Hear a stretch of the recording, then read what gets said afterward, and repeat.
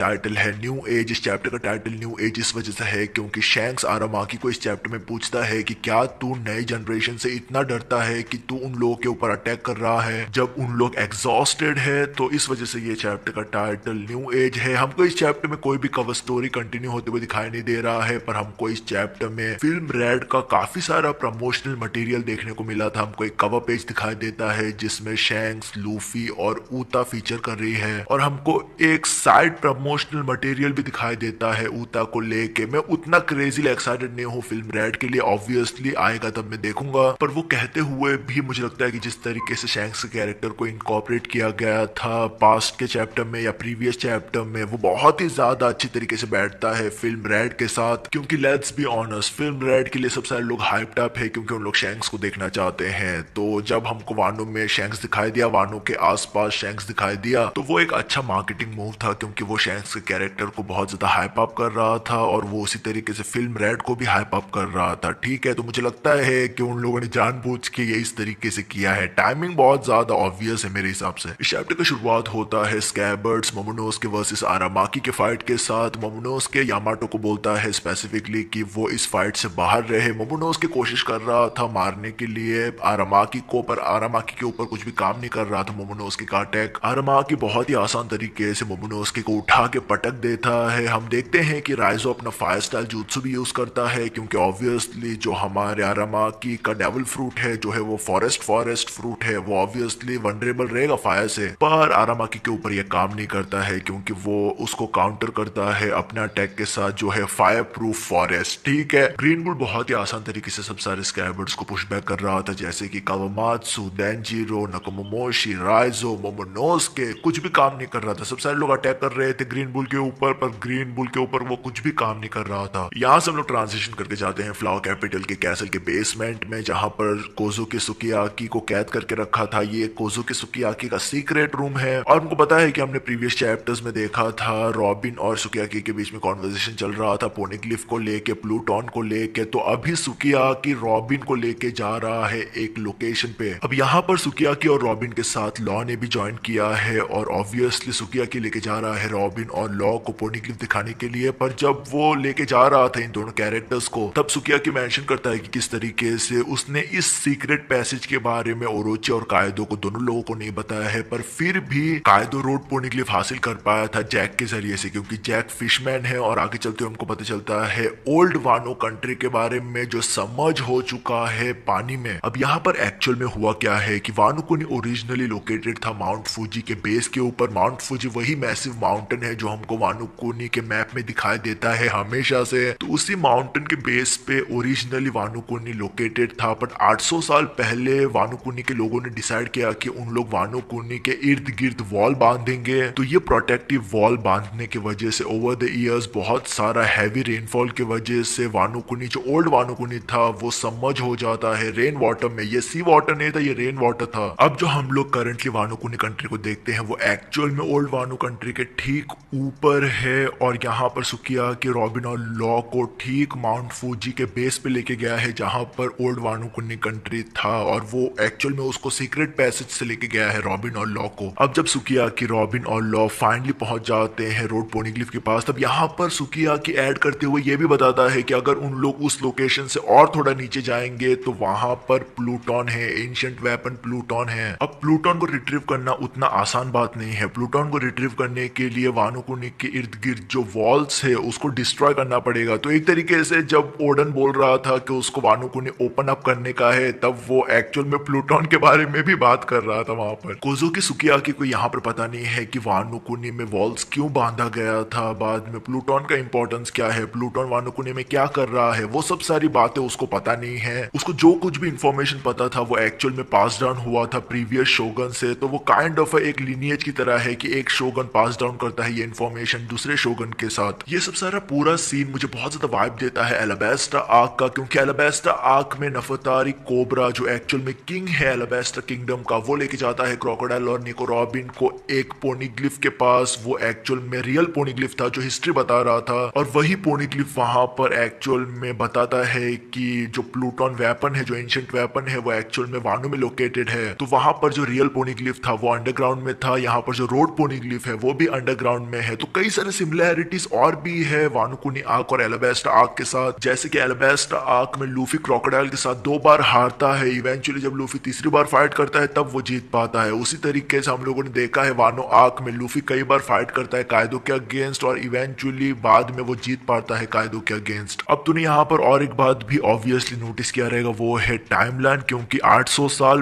पहले बांधा गया था ये वॉल्स वानो कुनी के इर्द गिर्द, और 800 साल पहले हमको पता है कि एक वाइट सेंचुरी का स्टार्ट हो गया था जहां पर हमको पता नहीं है कि क्या हुआ था वर्ल्ड में। तो अब मैं बहुत ही ज्यादा एक्साइटेड हूँ देखने के लिए कि क्या पोस्ट वानो आर्क के एंडिंग स्टेजेस में या 1-2 चैप्टर के एंडिंग में हम देखेंगे वानो को ओपन होते हुए। हमको पता है कि अभी मोमोनोस्के ने करंटली बोला है कि वो वानो कुनी को ओपन नहीं करेगा, वो बहुत ज्यादा सेंस भी करता है क्योंकि अभी अभी उन लोगों ने एक बहुत ही टफ टाइम देखा है वानो कुनी में, तो इमीडिएटली ओपन करना वानो कुनी को वो अच्छा नहीं रहेगा। प्लस हमने देखा है कि वर्ल्ड गवर्नमेंट के शिप बाहर ही थे वानो कुनी के, तो वो हमको पता है। पर मैं देखना चाहता हूँ कि कब मोमोनोस्के अपने मतलब जो वॉल्स है उसको तोड़ेगा और क्या हमको प्लूटोन दिखाई देगा। मुझे लगता है कि पोस्ट वानो सेगमेंट में हमको प्लूटोन दिखाई देने वाला है, आगे चल के दिखाई देगा, पर मैं एक्साइटेड हूँ उसके लिए। सुकियाकी के जरिए से फाइनली स्ट्राइड पायरेट्स को वानो कुनी का रोड पोनीग्लिफ मिल जाता है, तो अभी स्ट्राइड पायरेट्स को सिर्फ एक रोड पोनीग्लिफ का जरूरत है लाफ्टेल पे पहुंचने के लिए। और जिस तरीके से मेरा अजम्पशन था कि वानो कुनी के रोड पोनीग्लिफ को कायदो ने छुपा दिया रहेगा ओनिगिशिमा के ऊपर, वो वैसा नहीं था। जैक बेसिकली जाता है ओल्ड वानो कुनी कंट्री में और वो उसी तरीके से बेसिकली प्रिंट ले लिया रहेगा उसने, या एक कॉपी ले लिया रहेगा उसने इस रोड पोनीग्लिफ का। यहाँ से हम लोग फिर से कट करके जाते हैं फ्लॉ कैपिटल के बाहर, जहां पर आरामाकी वर्सेस मोमोनोस्के के बीच में फाइट चल रहा है। आरामाकी यहाँ पर एक इंटरेस्टिंग बात बोलता है, वो बोलता है कि अगर कायदो यहाँ पर होता तो मैं यहाँ पर आता ही नहीं अटैक करने के लिए। अब मैं इस स्टेटमेंट को 2 तरीके से देखता हूँ। पहला ये है कि मैं भी आरामाकी डरता है कायदो से, उसको पता है कि वो कायदो को हरा नहीं पाएगा, इस वजह से वो नहीं आता वानो में। दूसरा ये है कि वर्ल्ड गवर्नमेंट का ऑर्डर ही यही था कि अगर स्ट्रॉ हैट पायरेट्स जीतते हैं तब उन लोग जाएंगे, बेसिकली वेट करेंगे वानो कुनी को। अगर कायदो जीतता है तो उन लोग कुछ भी नहीं करेंगे वहां पर। ग्रीन बुल के अगेंस्ट स्कैबर्ड्स और मोमोनोस्के बहुत ज्यादा होपलेस हमको दिखाई दे रहे थे, तभी यामाटो बोलती है मोमोनोस्के को कि उन लोगों को बुलाना चाहिए लूफी और ग्रुप को। तब मोमोनोस्के चिल्ला के बोलता है कि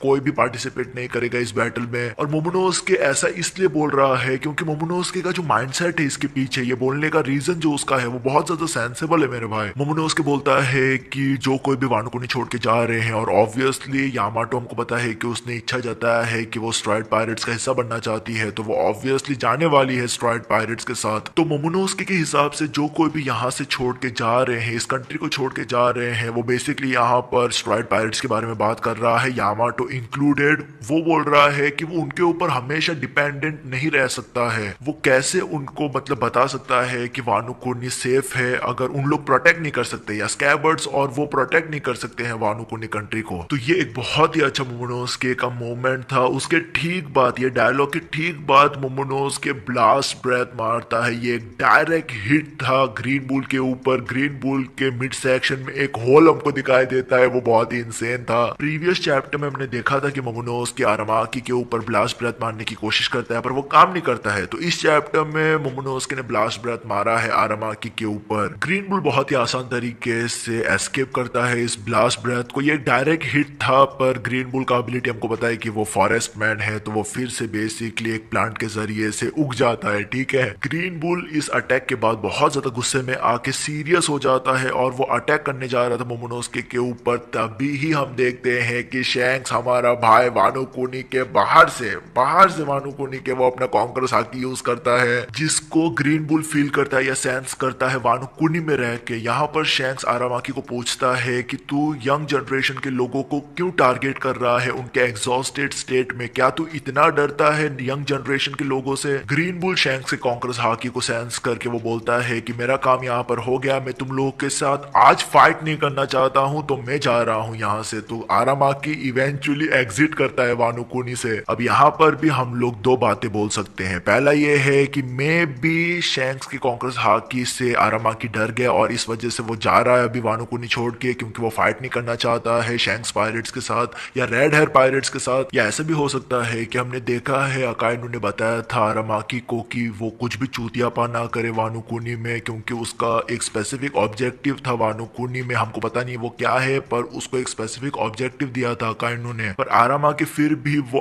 अपना ही करके वो जाता है वानो कुनी में और वो टारगेट कर रहा था लूफी को ताकि वो प्लीज कर पाए अकाइनु को, क्योंकि वो अकाइनु को बहुत ज्यादा लुक अप टू करता है। तो मे भी अभी वो नहीं चाहता था, मे भी ग्रीन बुल अभी नहीं चाहता था कि वो फाइट करे शैंक्स के साथ जो बेसिकली ऑर्डर में नहीं है, और उसको बाद में कई सारा सुनना पड़ेगा अकाइनु से। अब मैं यहाँ पर ऐसा नहीं बोल रहा हूँ कि आरामाकी स्ट्रांग है शैंक्स से या आरामाकी टक्कर दे सकता था शैंक्स को, ऐसा कुछ भी नहीं बोल रहा हूँ मैं, पर मैं इतना ही बोल रहा हूँ कि उसका रीजन डिफरेंट हो सकता है, हम लोग डिफरेंट तरीके से उसको ले सकते हैं यहाँ पर। अब इन सब सारी चीजों में एक बात ये भी आ जाता है कि हमारा भाई शैंक्स वानो कुनी के बाहर से कैसे बात कर पा रहा था आरामाकी से, वो मुझे समझ में नहीं आया। अब ऐसा हो सकता है कि shanks voice of all things use कर रहा था। हमने देखा है कि लूफी को जब नॉकआउट कर दिया था कायदो ने, तब लूफी बात कर पा रहा था मोमोनोसके के साथ और वो कई सारे लोगों के साथ बात कर पा रहा था। तो ऐसा है, ऐसा पॉसिबल है कि अनकॉन्शियसली भी लोग बात कर सकते हैं जिस तरीके से लूफी कर रहा था। तो मे बी ये